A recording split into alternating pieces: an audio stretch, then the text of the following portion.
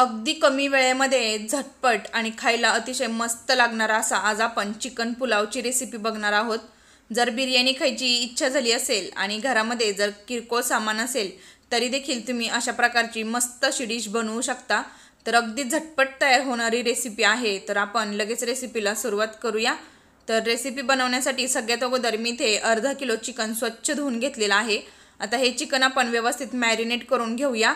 तर चिकन व्यवस्थित मॅरिनेट केल्यामुळे याची टेस्ट खूप छान उतरते। तर यामध्ये अर्धा चमचा मीठ घातलेला आहे, पाव चमचा हळद घालायची आहे, 1 चमचा यामध्ये आपण गरम मसाला घालणार आहोत, सोबतच यामध्ये अर्धा चमचा धने पावडर घालायची आहे। आता यामध्ये आपण अगदी थोडंसं लाल तिखट घालायचं आहे, कारण पुलाव हा जास्त तिखट नसतो। तर यामध्ये आपण कट केलेली थोडीशी कोथिंबीर घालून घेऊया आणि हे सर्व मसाले या चिकनला व्यवस्थित लावून घ्यायचे आहेत। तर या ठिकाणी मसाले मी व्यवस्थित लावून घेणार आहे। आता मसाले आपले व्यवस्थित लावून झालेले आहेत। आता अर्ध्या तासांसाठी हे चिकन आपण बाजूला ठेवून देऊया। तर या ठिकाणी बघू शकता इथे मी 2 कप तांदूळ घेतलेले आहेत। तर हे तांदूळ मी 2 ते 3 वेळा स्वच्छ पाण्याने धुवून घेतलेले आहेत आणि अर्धा तास भिजवत ठेवलेले होते। आता आपण बिर्याणी बनवायला घेऊया। तर या ठिकाणी बघू शकता कढईमध्ये मी खडा मसाला घातलेला आहे। तर यातील एखादा मसाला नसेल तर स्किप केला तरी देखील चालेल। आता यामध्ये आपण 2 मीडियम आकाराचे कांदे मी बारीक कट करून घेतलेले आहेत। कांदा आपल्याला गुलाबी होईपर्यंत व्यवस्थित भाजून घ्यायचा आहे। तर या ठिकाणी बघू शकता कांदा आपला व्यवस्थित भाजत आलेला आहे।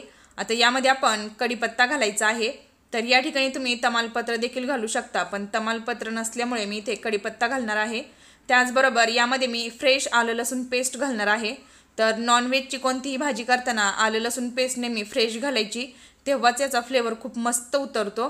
तर या ठिकाणी आपला व्यवस्थित आलं लसूण पेस्ट भाजलेली आहे। आता यामध्ये आपण मॅरिनेट केलेलं चिकन घालायचं आहे। तर यामध्ये तुम्ही बटाटा देखील घालू शकता, तो देखील खाताना खूप मस्त असा लागतो। तर या ठिकाणी चिकन आपण हाय फ्लेमवरती 1 ते 2 मिनिट व्यवस्थित परतून घेऊया। चिकन व्यवस्थित परतलेलं आहे। आता यामध्ये आपण अर्धा कप पाणी घालायचं आहे आणि चिकन आपण व्यवस्थित शिजवून घ्यायचं आहे। तर झाकण ठेवायचं आहे आणि 3 ते 4 मिनिट चिकन व्यवस्थित शिजवून घेऊया। तर या ठिकाणी बघू शकता 3 ते 4 मिनिटं झालेली आहेत आणि चिकनमधलं बऱ्यापैकी पाणी ड्राय व्हायला सुरुवात झालेली आहे। पुन्हा एकदा चिकन व्यवस्थित मिक्स करून घेऊया। तर या ठिकाणी चिकनचा मस्त असा सुगंध येत आहे। तर या ठिकाणी आता आपण यामध्ये कट केलेला टोमॅटो घालायचा आहे। तर इथे मी 1 छोट्या आकाराचा टोमॅटो कट केलेला आहे। त्याचबरोबर 3 हिरव्या मिरच्या घालायच्या आहेत। तर तिखटाचं प्रमाण तुम्ही कमी जास्त करू शकता। तर मिरची आपल्याला मधून कट करून घ्यायची आहे आणि मग मिरची टाकायची आहे। तर या ठिकाणी टोमॅटो आपण व्यवस्थित यामध्ये एकजीव करून घ्यायचा आहे। तर या ठिकाणी चिकनमधलं पाणी ड्राय झालेलं आहे। आता तांदूळ शिजण्यासाठी यामध्ये आपण पाणी घालूया। तर 2 वाटी तांदळासाठी 3 वाटी पाणी मी इथे घालणार आहे। तर या स्टेजला यामध्ये तुम्ही मिठाचं प्रमाण चेक करू शकता। तर मला थोडंसं मीठ कमी वाटत असल्यामुळे यामध्ये मी थोडंसं मीठ अजून घालणार आहे। सोबतच यामध्ये आपण कट केलेली कोथिंबीर आणि पुदिन्याची पानं घालायची आहेत। तर बिर्याणी किंवा पुलाव करताना पुदिना आपल्याला वापरायचा आहे, त्यामुळे पुदिन्याचा फ्लेवर खूप मस्त उतरतो। तर या ठिकाणी पाण्याला आपण उकळी काढून घेऊया। तर पाण्याला व्यवस्थित उकळी आलेली आहे। आता यामध्ये आपण भिजवून घेतलेले जे तांदूळ आहेत त्यातील संपूर्ण पाणी निथळून यामध्ये तांदूळ घालायचे आहेत। तर तांदूळ भिजवून घेतल्यामुळे तांदूळ शिजण्यासाठी जास्त वेळ लागत नाही, अगदी कमी वेळेमध्ये हा भात शिजून तयार होतो। तर या ठिकाणी बघू शकता व्यवस्थित तांदूळ घातलेले आहेत। आता मिक्स करून घेऊया आणि 2 ते 3 मिनिट आपण व्यवस्थित तांदूळ हाय फ्लेमवरती शिजवून घ्यायचा आहे। तर झाकण ठेवायचं आहे आणि 2 मिनिट हाय फ्लेमवरती व्यवस्थित शिजवून घेऊया। तर 2 मिनिटानंतर आता आपण झाकण उघडून चेक करूया। तर तुम्ही बघू शकता भातातलं बऱ्यापैकी पाणी ड्राय व्हायला सुरुवात झालेली आहे।